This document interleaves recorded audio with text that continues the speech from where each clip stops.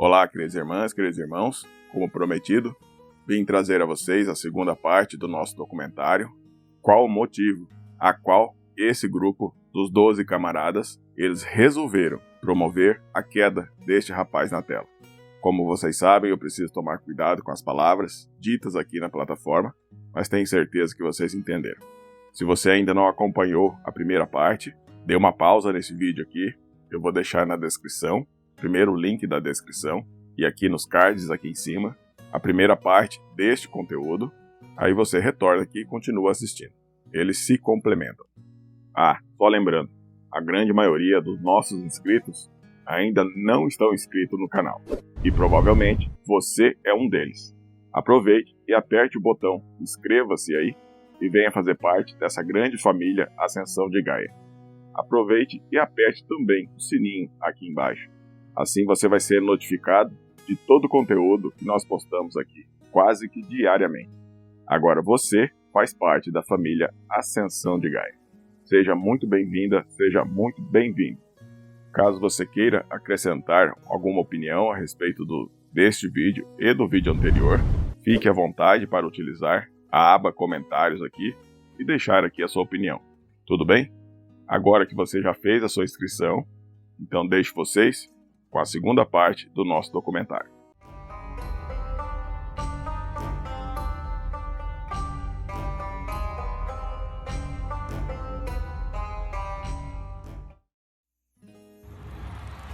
Em 1960, John F. Kennedy torna-se o 35º presidente dos Estados Unidos. Enquanto o país celebra esta estrela em ascensão da política, poucos fora do círculo interno de Washington, D.C. sabem até que ponto Kennedy lida silenciosamente com o perigo que Eisenhower descreveu vagamente em seu discurso de despedida, perigo que alguns dizem estar relacionado a segredos do governo sobre a tecnologia OVNI, Área 51. Tendo um aviso de um presidente que está saindo pela porta, ele saiu balançando. Ele não era um fã da comunidade de inteligência. Acho que havia um problema definido na interpretação do fenômeno OVNI e como lidar com ele. O principal problema de Kennedy era que ele não era confiável para o estabelecimento de segurança nacional em uma série de frentes, incluindo a questão dos OVNIs. Um ano e meio depois, a crise dos mísseis de Cuba leva os Estados Unidos à beira de uma guerra nuclear com a União Soviética da Rússia. E apesar da negociação secreta de Kennedy com Moscou para evitar a guerra, as tensões entre o ZEUA e a União Soviética permanecem altas. Kennedy entendeu que isso nunca poderia acontecer novamente, que ele tinha que desenvolver um novo relacionamento com a Rússia soviética para evitar que esses dois países chegassem literalmente à beira da Terceira Guerra Mundial novamente. Para atingir esse objetivo, Kennedy emite secretamente um memorando, solicitando que a NASA inicie uma cooperação mais ampla entre os Estados Unidos e a URSS no espaço sideral, incluindo a cooperação em programas de pouso lunar. O memorando é datado de 12 de novembro de 1963. Ele sentiu que as diferenças entre a América e a União Soviética poderiam ser resolvidas de forma pacífica. E ele sentiu que a maneira mais forte de mostrar isso a todos era cooperar em uma área onde eles tinham capacidades únicas e interesses mútuos, que era explorar a Lua juntos. Mas as letras miúdas na ousada iniciativa de Kennedy também significam compartilhar segredos classificados de OVNIs. Essa ideia de colaboração no programa espacial claramente disparou o alarme com o MJ-12 e algumas partes da administração. E a preocupação era, olha, temos tecnologia alienígena aqui. Não queremos compartilhá-lo com os soviéticos. E essa foi a gota d'água. Isso era o que o Estado de Segurança Nacional, a CIA, Alan Dulles, MJ-12 absolutamente não podiam tolerar. Era dizer, meu Deus, a ideia de compartilhar dados de OVNIs com os russos, não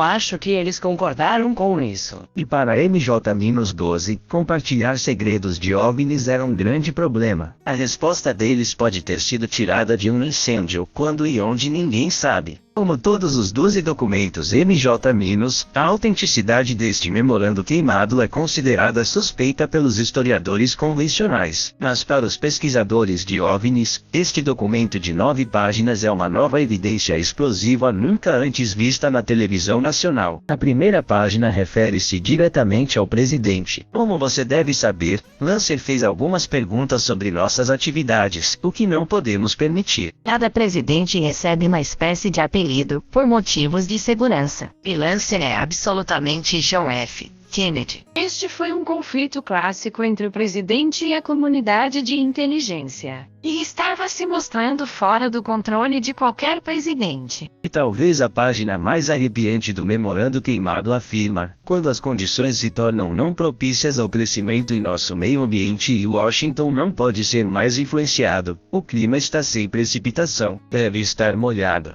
Essa é uma velha frase soviética. Trabalho molhado significa que é quando você mata pessoas secretamente. É uma maneira muito cuidadosa de descrever: se Kennedy não jogar bola logo, ele deve ser eliminado. Então, obviamente, o que deve ter acontecido é que Kennedy começou a perguntar sobre alienígenas, cinzas, OVNIs, a coisa toda. E MJ-12 fez uma votação e decidiu que tínhamos que nos livrar desse cara. Se o memorando queimado for autêntico, como acreditam os especialistas em OVNIs, o conflito entre JFK e aqueles que possuem segredos de OVNIs dentro de nosso governo estava em rota de colisão. De acordo com os investigadores de OVNIs, desde a Segunda Guerra Mundial, o governo dos Estados Unidos tem conhecimento de incontáveis avistamentos e encontros de OVNIs que provavelmente foram causados por seres extraterrestres.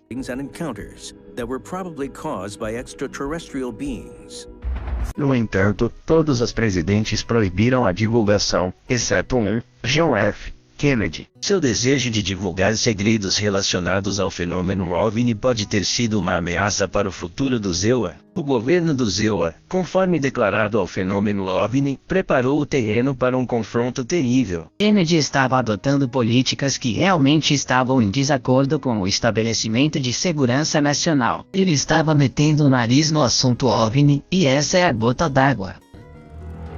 O presidente Kennedy expressou a opinião de que o governo dos Estados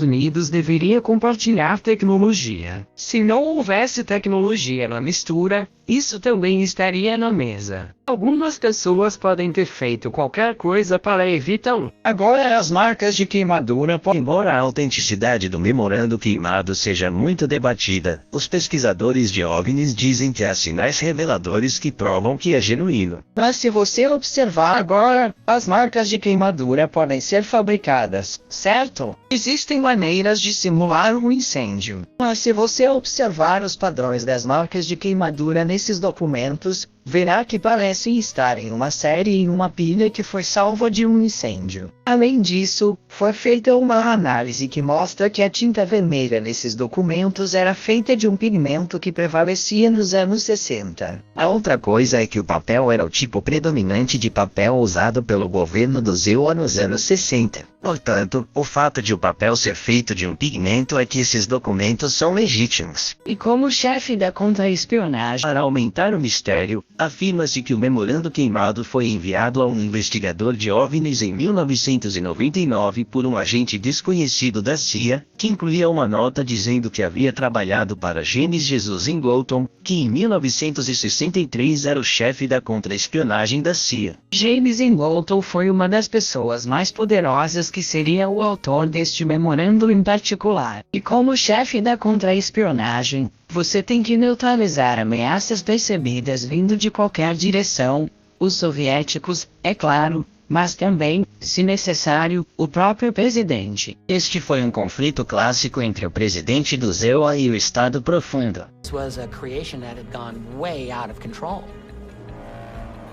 Uma batalha fora de controle entre o presidente e o Estado Profundo sobre os segredos dos OVNIs. Is it possible then that the events of November 22nd, 1963 were the deep state's solution to bringing this conflict to an end? Na verdade, em 1978, o Comitê de Assassinatos da Câmara publica suas descobertas na reinvestigação do assassinato de JFK, que inclui 2 bombas.